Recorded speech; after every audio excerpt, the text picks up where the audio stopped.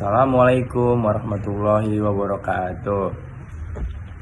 Alhamdulillahirabbil alamin wa bihi nasta'in ala umuri dunya waddin. Wassalatu wassalamu ala asrofil anbiya'i wal mursalin wa ala alihi washabihi ajmain. Amma ba'du. Di sini saya Alwan Daifullah dari kelas 3B Tarjamah, matkul pengantar linguistik Arab. Dosen mengampu Dr. Muhammad Syarif Hidayatullah M.Hum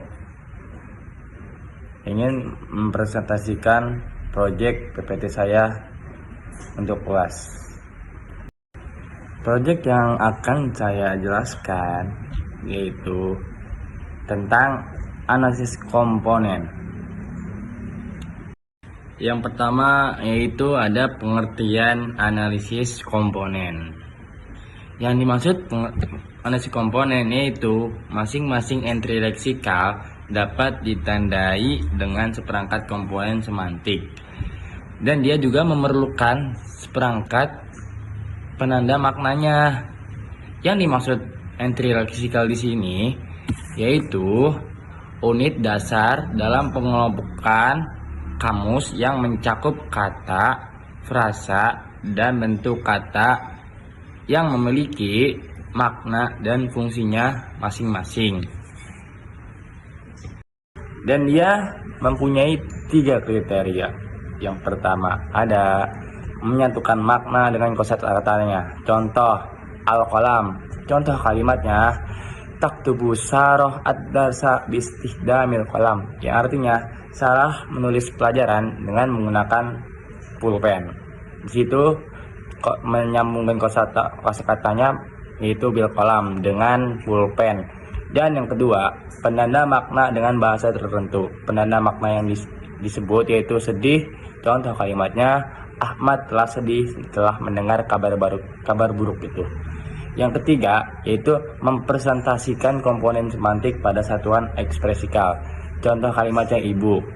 Komponennya yaitu penyayang, manusia, perempuan, dan itu.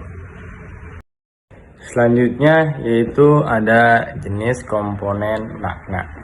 Jenis komponen makna terbagi menjadi 2. Yang pertama komponen suplemen, dan yang kedua komponen diagnostik. Pengertian komponen suplemen dan komponen diagnostik. Komponen suplemen yaitu merupakan komponen yang relatif tidak membedakan makna antar kata. Dan komponen diagnostik yaitu merupakan komponen yang membedakan makna antar kata. Contohnya dari komponen suplemen yaitu ada Saidun dan Farhanun, yang artinya dia sama-sama bahagia. Dia tidak ada perbedaan di antara keduanya. Dan contoh komponen diagnostik yaitu ada ilmun dan ma'rifatun, yaitu sama-sama artinya pengetahuan. Bedanya itu ilmu sering merujuk kepada formal, kalau ma'rifah dia kepada pemahaman pribadi. Selanjutnya yaitu ada prosedur komponen makna. Dia terbagi menjadi 4. Yang pertama ada namanya penamaan, dan yang kedua ada namanya parafrase, dan yang ketiga ada namanya pendefinisian, dan yang keempat yaitu klasifikasi. Yang pertama yaitu penamaan. Yang dimaksud penamaan di sini adalah penunjukan secara khusus terhadap suatu referen, dan mempunyai contoh yaitu maktabun, yang artinya meja, didefinisikan menjadi komponen yaitu terbuat dari kayu dan dibuat oleh manusia. Dan yang kedua itu ada parafrase, yang dimaksud adalah menguraikan ciri-ciri pembeda antar kata. Contohnya di sini ada leksem am, saudara laki-laki ayah, dan bahasa Arabnya syakikul abi. Dan yang ketiga itu ada namanya pendefinisian, yang dimaksud adalah penyusunan pernyataan tunggal berdasarkan komponen diagnostik. Contohnya di sini yang di atas adalah kursiyun, artinya kursi. dan dia menjadi komponen makna menjadi berkaki 4 dan tempat duduk. Dan yang keempat yaitu ada namanya klasifikasi. Yang dimaksud klasifikasi di sini adalah mengelompokkan kata-kata yang memiliki kesamaan ciri dan menentukan dasar pengklasifikasikan.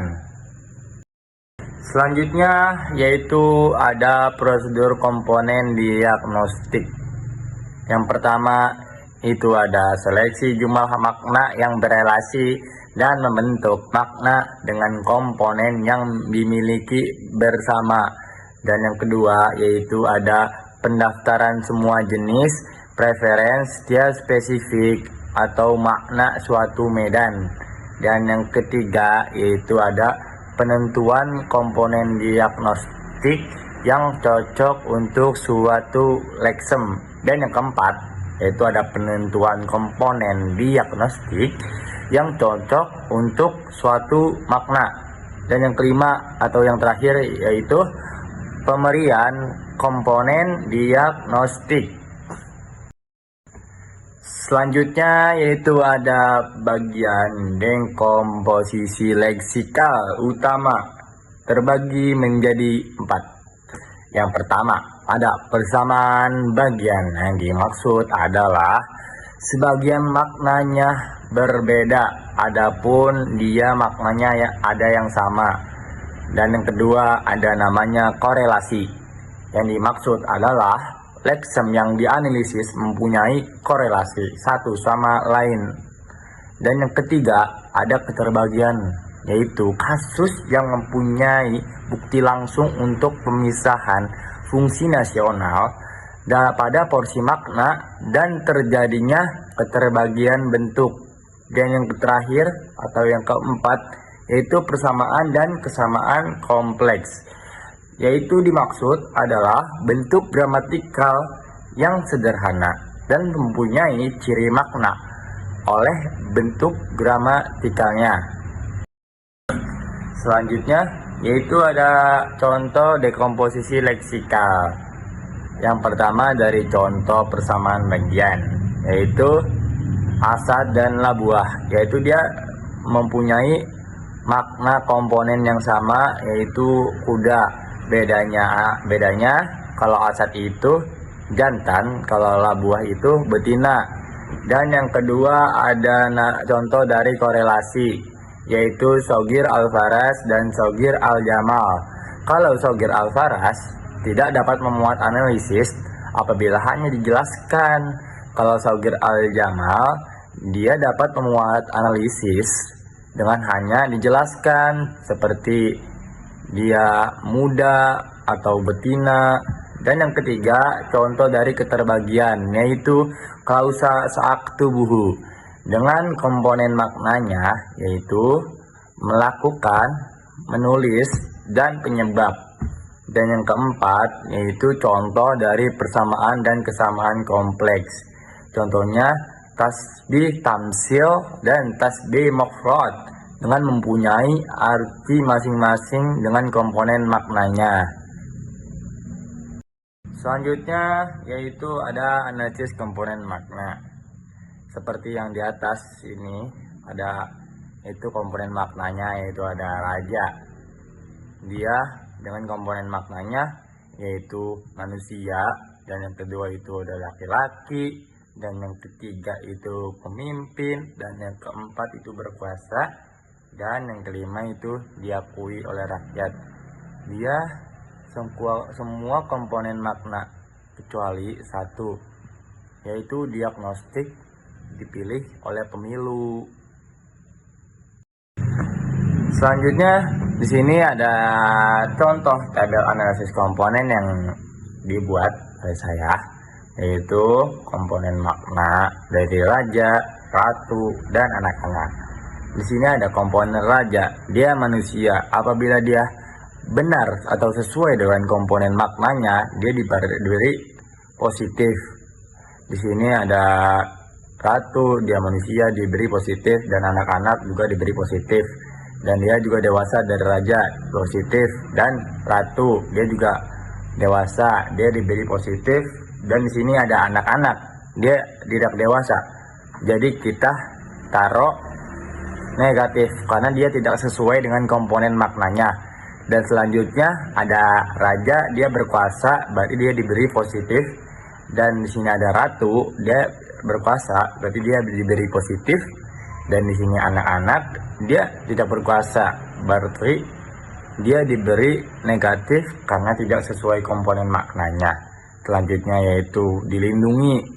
Dari komponen makna raja, dia melindungi, berarti di sini dia diberi negatif karena dia tidak sesuai dengan komponen maknanya.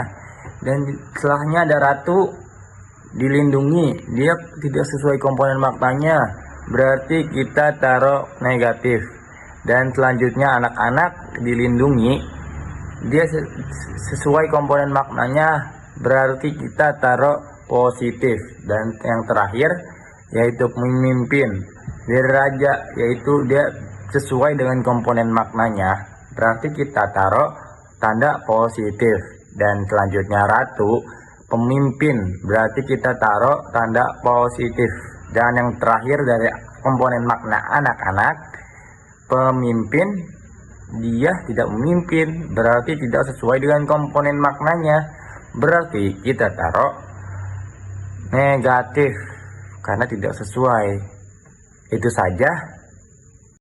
Dan selanjutnya yang dimaksud komponen makna yang ada di tabel, ada sisi negatif dan sisi positif.